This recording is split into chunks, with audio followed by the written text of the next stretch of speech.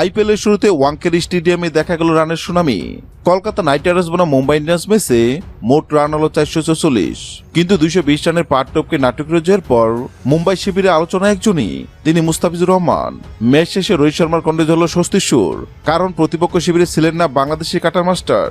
Match পরবর্তী প্রক্রিয়ায় রোহিত শর্মা বেশ খোলাখুলিভাবে কথা বলেছেন প্রতিপক্ষের বোলিং লাইন আপ নিয়ে। কেকেআরে দেওয়া 220 রানের লক্ষ্য তাড়া করে ম্যাচ জেতার পর তিনি বলেন, সত্যি বলতে 220 রান তাড়া করে জেতা যে কোনো দলের জন্য প্রায় কল্পনাতীত। আমাদের কপাল ভালো যে আজ কলকাতার একাদশে মুস্তাফিজুর রহমান ছিল না।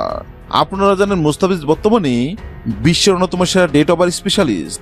ও যদি আজ কেকেআর হয়ে 4 ওভার বোলিং করত তবে আমাদের ব্যাটারদের জন্য রান তোলা অনেক কঠিন হয়ে যেত।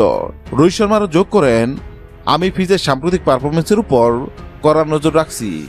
বিশেষ করে পিসিএল মুস্তাফিজের ইকোনমিক বোলিং আমাকে মুগ্ধ করেছে। প্রথম ম্যাচে 19 রান দেয় 1 উইকেট এবং দ্বিতীয় ম্যাচে 20 রান দেয় 1 উইকেট নেওয়ার পরিসংখ্যান টেনে রোহিত বোঝাতে চেয়েছেন ফিজের নিয়ন্ত্রিত বোলিং আজ মাঠে থাকলে ম্যাচের ফলাফল ভিন্ন হতে পারত। ম্যাচ শেষে মুম্বাই ড্রেসিং রুমে জয়ের আনন্দ থাকলেও প্রতিপক্ষ হিসেবে মুস্তাফিজের না থাকাটাই যেন তাদের বড় স্বস্তি।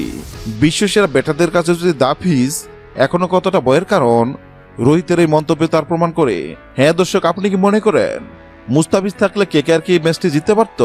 আপনার মতামতটি কমেন্ট করে জানান। হ্যাঁ দর্শক, যদি ভিডিওটি ভালো লাগে লাইক দিবেন এবং সাবস্ক্রাইব আমাদের চ্যানেলের সঙ্গে থাকবেন। ভিডিওটি দেখার জন্য আপনাকে অসংখ্য ধন্যবাদ।